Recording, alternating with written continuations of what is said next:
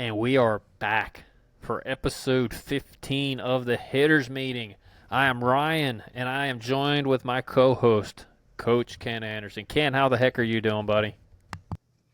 I'm doing great. Just turned 60. I feel 59 still, so that's a good thing. So no, I'm ready to go. One of my favorite teams to talk about is who we're fixing to play is Cincinnati Reds. So I'm excited to get into them. If y'all haven't, would you please drop a happy birthday for old Coach Ken in the comments? It only comes around once a year, so he would very much appreciate it. But we are bringing in the Cincinnati. Well, technically, we're going to Cincinnati, so we're heading to Cincinnati after winning 2 out of 3 in Boston. Which, Coach, we were wrong. Our series prediction was wrong. We both said we'd only win 1 out of 3, but the boys really kind of just put it in our rear ends and said, yeah, we're going to win 2 out of 3. So it was kind of nice. Our picks to click really didn't click. Ken's did. And one of the biggest at-bats of probably the season so far.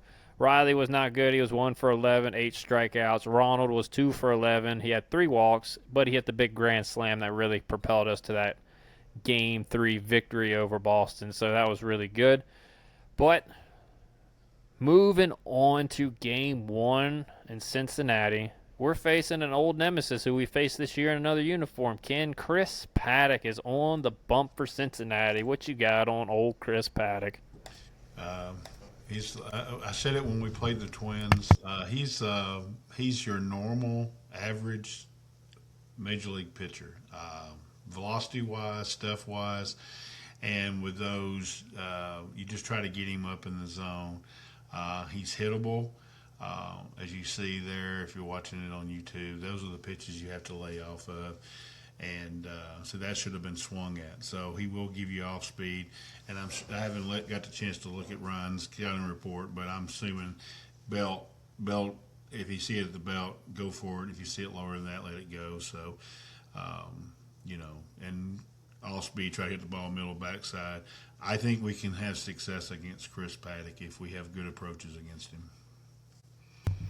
I 100% agree, and we did have success against him. In my recollection, we actually hit the piss out of him pretty good, and he was done after like 4 innings, I think. But his repertoire: fastball, changeup, cutter, sweeper, curve, and a sinker. All right, so good fastball changeup combo with average breaking balls. Fastball will jump on the hitters because he's got a good extension and he's got good ride through the zone, so it can jump on hitters every once in a while. Right-handed hitters, he's going to attack the outside part of the plate. There's no question about it. He's going to go fastball, sweeper, cutter, and he's going to pound the outside part of the plate. I think that's very easily identifiable with him. He doesn't have overpowering stuff, so he's going to have to live on the outside part of the plate. Left-handed hitters, he's going to use more of the entire zone, but you can eliminate the sweeper. And the cutter and fastball can be thrown inside to keep you honest on the changeup away, but he's still going to try to get you out on the breaking ball and the changeup down below the strike zone. So again, for lefties, you got to keep him up in the zone. Right-hander's plan of attack, you got to hunt the fastball up in the strike zone and do not chase anything that starts outer third to the outside corner until you get to 2 strikes. This is going to help keep you in the zone to hit the fastball while also being able to adjust to the hanging sweeper and cutters. Make him earn your respect for the outside corner and the inside corner before you expand his zone. So you want to keep him in the middle part of the zone. And again, he's going to try to get you out with stuff below the zone or off the plate, so keep him up there. And I would have everything start at the belt. Belt to high thigh, I wouldn't have anything starting below because there's no sense in chasing a breaking ball that starts right at that, mid-thigh that's going to drop below the strike zone. So keep the ball up, keep it in your window, and make him earn your respect before you go expanding the zone. There's just no need to against this guy. He's not going to overpower you with anything. Left-handed hitters, hunt the fastball changeup window. You want to see the ball start at the belt or a little above on the inner third. That will keep you on his changeup and allow you to spit on the ones on the outside until you get to 2 strikes. This will allow you to hit the cutter if it starts in the same window as well, and spit on it if he starts farther than that. So keep the ball up. You want to start inside to about the middle, and it's going to, so that way it keeps everything in that nice tunnel into the plate. Anything that starts out of that tunnel or out of that window, you just want to take it because it's going to be below the strike zone or it's going to be in off the plate. So again, keep him in the middle part of the zone. There's no need to chase in corners or below the strike zone. Keep him in your honey hole. He just does not have much that he can get you out with if you do not chase him out of the zone. If you keep this guy in the strike zone, you're going to have a lot of success. Ken, that's what I got on Mr. Paddock. Yeah, that's like I thought you may go. Good scouting report. Whatever we did the first time through, let's do it again. He gave up 5 balls over 105 miles an hour. So we did have a good approach against him, and I like our chances Friday night. All right, we're going to move on to the two guys that we have not gone over yet this year. Ken, one of them is Mr. Brady Singer. I think he was a former Florida Gator. What you got on Mr. Brady? He was a former Florida Gator and a very good Gator, and everybody expected big things out of Brady. The interesting thing, and we're going to talk about it on all three of them, he got traded for Jonathan India, and the fact of the matter is that's been kind of a negative for both teams. They have not. They thought they could swap them and they could find something, but poor Brady has got a 6.26 ERA. His problem is that he's a sinker ball pitcher that can't get the ball down. He's a poor man's Bryce Elder right now when Bryce is down. And you know how Bryce is. If he can't get the sinker and the slider down, the off speed down, he's in trouble. Brady needs to live off of the sinker down. And when he doesn't, so the key to him, it's going to sound redundant on all three of these pitchers, but to get the ball up against Brady, and you should be able to hit him. That's a very good expertise, and I think that's safe to say on anybody who is a sinker baller. You want to get the ball up because they're going to try to tunnel something to get you chased below the zone. So Mr. Singer has a sinker, a slider, a cutter, and a four seam, but you can go ahead and eliminate the four seam. He's not going to really throw it that much, and if he does, just take it because it's probably not going to be in a two-strike count anyway. All right, so he's going to attack lefties and righties the exact same way. He's going to throw sinkers in the zone with the sliders breaking in off the plate to lefties and away off the plate to righties in order to get him to chase. So for both right-handers and left-handers, hunt the sinker in the zone. You're going to get it at a 50% clip, and the only breaking ball that you want to swing at anyway is going to be the hanger that pops out of the hand, and it's going to be above the zone, and that's going to be starting into the right-handed hitters and away off the plate for lefties. So for the sinker, you want that ball to start belly button to, I would say, high thigh, mid thigh maybe, and you want it starting on the outside part of a little off the outside part of the plate if you're a righty to the middle part of the plate because that's going to give you a nice wide range to keep that ball and hunt it. And the slider, again, if you just see it breaking away from you, just take it. There's no reason to chase a ball off the plate. Same thing with the left-handers, but the sinker's going to start in off the plate towards you and go back over the plate. So you want to start a little in off the plate, and you don't want it to start too far away from you. I would keep it for a little in off the plate to at the most middle, because if you have it starting on the outside part of the plate, it's probably going to run off the plate. Again, you don't want it to start too low because if you do, then you're going to start chasing below the zone. You're going to roll over the sinker. You're going to be over the top of the changeup. So again, you really want to hunt for right-handers. You want to hunt that upper right quadrant. That's where he's going to probably hit you with. And for the left-handers, the same quadrant, but it's going to be the inside part of the plate for you. So that's what I got on Mr. Singer. Ken, with anything else? He tries pitches I think he's going to. Matty may hit one into the river. There might be Ronald might hit one over the scoreboard out there in left field if he hangs one of those changeups in the zone too.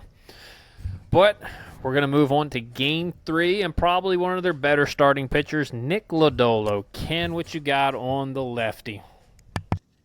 He's having a weird year numbers-wise, but analytically, you look at his stuff, he should be way better than his numbers. So this is the one guy this weekend is concerning. The interesting thing with him is he's got a pretty good fastball, but he throws this curveball. I think it's more like a slurve. I don't know what you think. It's got a weird action to it, and he can be very difficult to hit. The key to him, I think, on a Sunday start is what we did to Peyton Tolley in the Red Sox series, get him out. Because both teams will use their bullpen a lot, and their bullpen is weaker than ours. And so this ends up being a bullpen game. This is one, he gets Strider in this game. I think whichever one between Strider and Lodolo get to the sixth inning is going to give the team a chance to win the game.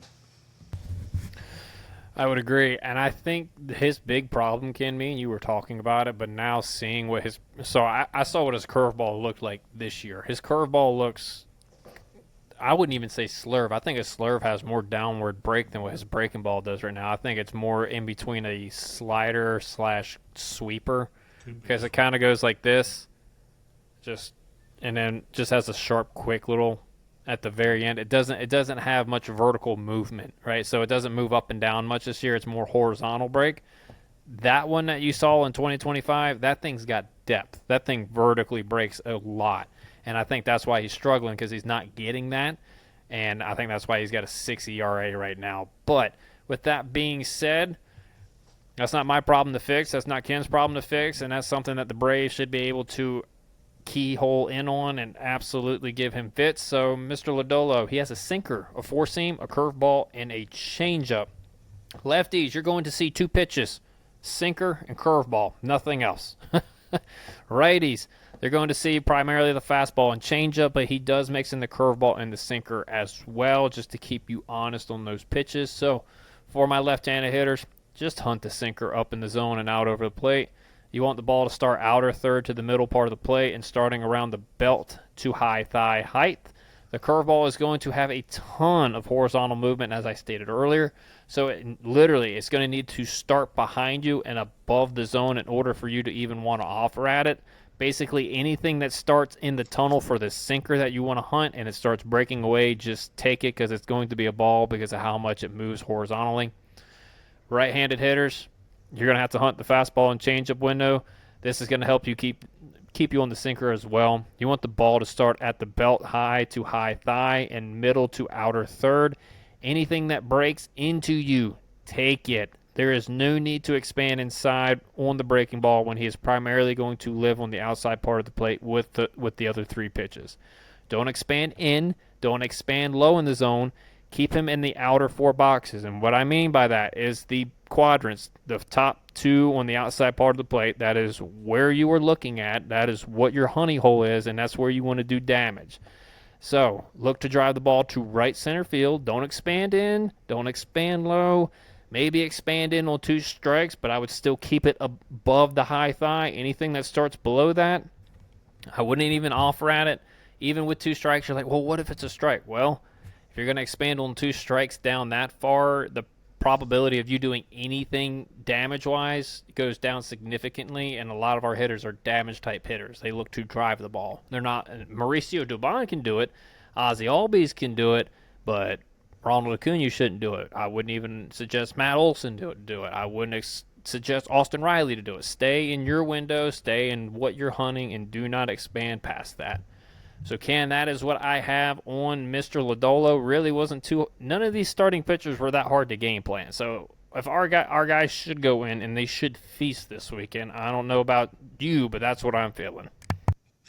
I do too. It could be a lot of runs scored from both sides. Depends on what pitchers get the ball down, especially if they're off speed for strikes. The interesting part about Nick Lodolo is we talked off air. I think he's fixable. And I think Jeremy Hefner can see the same thing. That's all I'm going to say. I'm not here to fix anybody else's starting pitchers. But it was brought up in today's game, a little sneak hint. And one of our pitchers, I think, is what his issue is.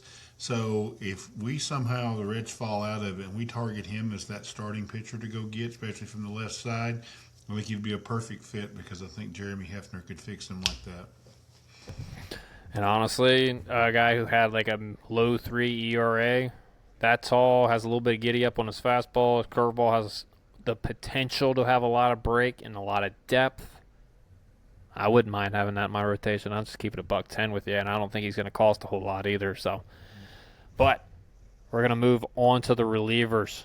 Ken, this man gave up a lot of homers in a Braves uniform in the latter part of his Braves tenure. That really upset me. Pierce Johnson is in the Cincinnati Reds bullpen, and the Atlanta Braves will be facing him a good bit. So what is your remembrance of old Pierce Johnson? He's too curveball reliant, and I think Jeremy could have maybe fixed it, but maybe the part of the reason he's gone is maybe Jeremy said maybe he's a little too stubborn. maybe he didn't put it on game planning. Maybe it was just on Pierce. I will say this here in my experience. Pitchers hate to face hitters who they've had to throw that much batting practice off of. People don't understand that pitchers and hitters face each other a ton, especially in the spring. They even do in-squad games anytime. So if they come off a rehab appearance, they still face the same hitters, and that would be a plus for the Braves. And I'm glad that Emil Pagan, I'm not glad he's hurt, but I'm glad that he's not going to be in this series, and Pierce Johnson is going to be kind of the guy they go to a little bit, because I think our hitters have seen Pierce a ton, and it'd be interesting how he approaches them. He's just going to rely on the curveball so much that if he hangs one, it might go in the river as well. Yep, he has that elite curveball. Now, it's not a Charlie Morton curveball. It's not a 3,400 RPM curveball, but it's not bad. It's 2,800 to 3,000 RPMs. He does have a four-seamer that he throws around 30% of the time. His curveball's right around the 70% mark, and his cutter might appear sometime after the All-Star break. That's about how often he throws that pitch. So, if you're a hitter and you've played behind Pierce on the Atlanta Braves, if you're not sitting all over the breaking ball, I'm going to have to pull you into my office. I'm going to sit you down, and I'm going to explain it to you with charts like you're 5 years old why you should be looking at a breaking ball out of Pierce Johnson's hand. Okay? Because that's what he's going to throw. That's what you should be looking for. The only time you might get off of the breaking ball is with 2 strikes, but even then, he's probably going to still throw the curveball. So, for the curveball, you literally, if you're right-handed, you wanted to start at you and above the strike zone, I would expand that to maybe the middle part of the plate, but you want it to start at the very top of the zone. Otherwise, it's going to be a ball or it's going to be a pitcher's pitch and not anything that you can do with. Left-handed hitters, it's going to be the same thing, except it's going to start on the opposite batter's box, pop out of the hand. Again, you can even have it start on the outside corner as long as it's up, and it's probably going to be a fairly hittable breaking ball. But again, anything that starts middle in to a lefty or middle away to a righty is going to be a pitcher's pitch that you don't want to do anything, that you can't do anything with, or it's going to be a ball out of the zone, so you might as well take it anyway. So hunt the hanging breaking ball. That's literally what I have against Pierce. I don't think you need to think about anything else other than sitting on the hanging breaking ball. Ken, you got anything else on Pierce? I'm looking forward to it. I will. Only thing I also say on Pierce, I hope we light him up, and then I hope he has a really good rest of 2026 until we face him in Atlanta. I'd be okay with that. I don't hate Pierce. He just gave up a lot of homers at the end of his tenure because he just got so breaking ball happy. Especially to Kyle Schwarber. Oh, my God. Kyle would even tell you, he's like, I just sit on the breaking ball. He's not going to get off of it. All right. So the lefty that they're going to be seeing out of the bullpen is a pretty decent one, Sam Maul. Ken, tell me about Sam Maul a little bit. A little bit like Richard Lovelady is coming in here. Everybody got to see him against the Nats. He's got a really good sinker. He doesn't throw hard, so you don't get. But what he does is he throws this sweeper. There it is, and it's kind of unhittable. The biggest thing with these lefties is get the ball in the zone. I don't know who swung and missed that sweeper, but they should have crushed that. But get the ball in the zone, get him in the zone, and if you get him in the zone, then you should be able to hit him. Yeah, a lot of these guys, you're going to see a common theme in this series is if you keep them in the strike zone, they're very hittable pitchers. If you are chasing, they're not going to be hittable. So, Sam, as you have seen, has a sinker, and he has that sweeper. He also has a changeup and a four-seamer, but he very rarely uses the four-seamer, so you can kind of already eliminate that. Lefties, you are going to see sweepers and sinkers. So, in my opinion, you can hunt either pitch until you get to 2 strikes. So, if you want to go up there and you think you can hit a sweeper, hunt the sweeper. If you want to hunt the sinker, hunt the sinker. You're going to get 50% either way, so it just depends on which one he's going to throw in the strike zone. That's going to be very hittable. But again, you can't go in there, hunting. You can't be in between. You got to pick a pitch. You got to stay on it until you get to 2 strikes. Then you got to battle. And when you get one that's very hittable and you're sitting on it, don't miss it. The sinker that you want is going to start at the belt to high thigh and start on the outside corner to the middle of the plate. That'll keep it right there in the honey hole that you can drive into the opposite field gap. The sweeper, you want it to start at you if you're in at you on as a lefty, or you want it to start on the chalk line of the batter's box, and you want it to start at the belt to high thigh. That'll keep it in the strike zone. That's going to keep it on a hittable plane for you. If you start swinging anything that's too low and it's too far outside, then you're just going to get yourself out. So again, you really got to narrow your sights onto what you want and where you want the ball to start at from him as a lefty. Righties, you're going to see the sweeper, the sinker, and the slider. No, he's got a changeup. So you're going to see sweeper, sinker, and changeup. So for my right-handed hitters, this is where the quirk comes in. This is the only quirk that I found in any of the pitchers.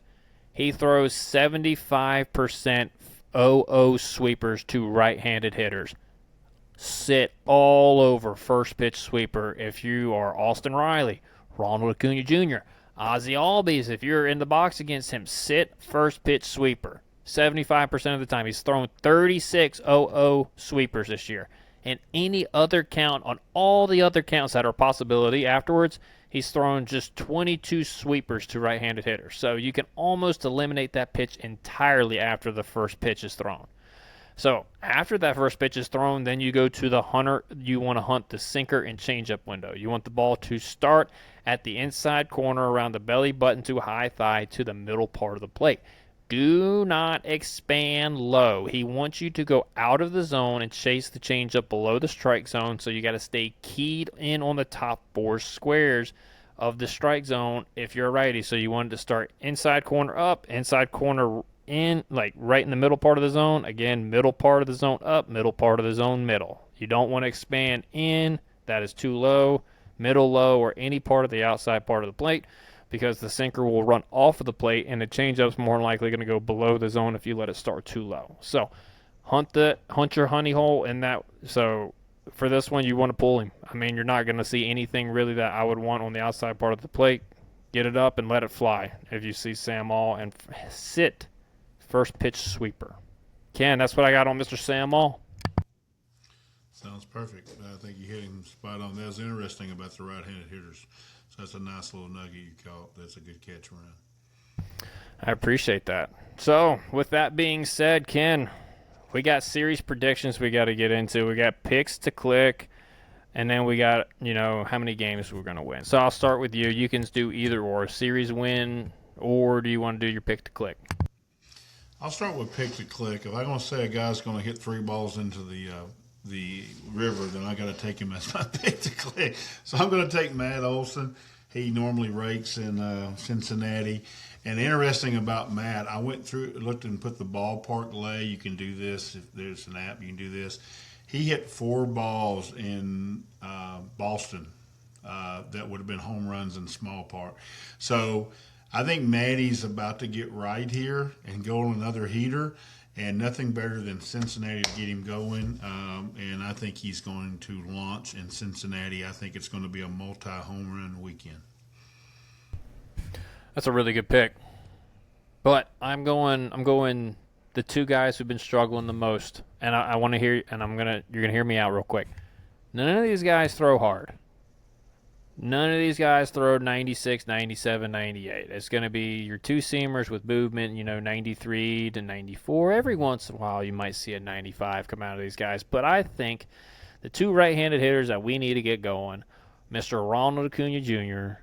and Mr. Austin Riley, have the potential to have a really big series. Both of them do very well on the sinker or 2-seam fastballs, and they don't have to worry about getting blown up by 98 miles an hour from Peyton Toll this series. So I think both of them can have a very good series, but Austin, you really crapped the bed with me on the last series, and Ronald, you really crapped the bed with me on the previous series. So guess what? I'm taking both of you guys, and you're going to redeem yourself in Cincinnati, and I'm not going to have it otherwise. I'm tired of y'all not doing enough for me. I want y'all to perform. I want to be happy watching you play baseball again. Ken, that's where I'm at. I almost took Ronald, so I think you're on to something. So you've been harping on both these guys, so I don't mind letting you have 2 against my 1. They may have to do a lot to get my 1, though. Because You're correct. Matt Olson may have a monster series this weekend in Cincinnati. Let's hope he does. And if we do, absolutely. This is our series predictions. I want to pick a sweep so bad here. I can't stand it. Well, do it. But But if Nick Lodolo can figure out a couple things that I said, and he'd been left-handed, and we don't get his pitch count up, I'm going to say, so I'm just going to take the easy rate out, and I'm going to say 2 out of 3, and y'all can call me a sissy because I really think they're going to sweep, but I'm going to go 2 out of 3. Who pitches that game for us? Strider. This is sweep, baby. I'm going sweep. We are sweeping this series. I think the offense gets hot. I mean, look, I'm not trying to be a jerk to Cincinnati Reds fans. I enjoy you have fun players on your team, offensive pieces, pitching wise. Well, you got Chase Burns and Hunter Green when he's when he's healthy. Hunter Green's really fun, but otherwise, pitching staff's not very good. Their bullpen is not very good. Again, I said this against the Nationals, but that really bit me in the rear end. But I don't think anybody in Cincinnati has enough for the Braves offense. I think Boston had way more, and we handled them. We won 2 out of 3 there. I'm very comfortable saying that we can sweep them, and I don't think Cincinnati has been playing their best baseball recently either. So I am going with a sweep, and Ronald and Austin will have big boy series, and then we can all smile. That's what I got, Ken. You got any final thoughts? Final thought is it's going to be a fun atmosphere in Cincinnati. The Braves take tons of fans. The first caravan ride of the Braves season ticket holders of the 4 seasons is going to Cincinnati. So there'll be a lot. The Reds fans get into it. The Reds usually play us very difficult. They have some guys offensively, and we'll get into the series preview, named Spencer Steer and Ellie Dela Cruz, who love to see us come up. So I'm hoping for a sweep, but look for the atmosphere. Reminder, the Braves are going to play Saturday finally on national TV. It's first time in 32 games, but Brandon Gaulden's going to be on the call, so you still get BG. And I'm hoping they put A.J. Pierzynski with him because A.J. Pierzynski is a big Braves fan. So Reds can eat burgers all Saturday night because he's going to give it to him, being a former Brave. So that's my final thought. If you haven't been to Cincinnati, and if you're thinking about possibly making that little road trip up there, I highly recommend it. Cincinnati is a very nice city. I took a trip up there and watched a ball game. Great American Ballpark, by the way. Very sneaky good ballpark. Very sneaky good ballpark. I enjoyed it. The fans there are really nice. The ballpark's good. The atmosphere's good. They got really fun players as well, as Ken mentioned, and you get to see your Atlanta Braves, so you can check one of those stadiums off the box. But that's all we got. I hope you guys enjoy your weekend. I hope the Braves sweep. I hope we have no injuries. I hope neither team has any injuries, and I hope we all just get to enjoy happy, good baseball again. Until next time, chat, we are signing off. See ya. You know what, boys? You guys are going to be world champions for the rest of your life.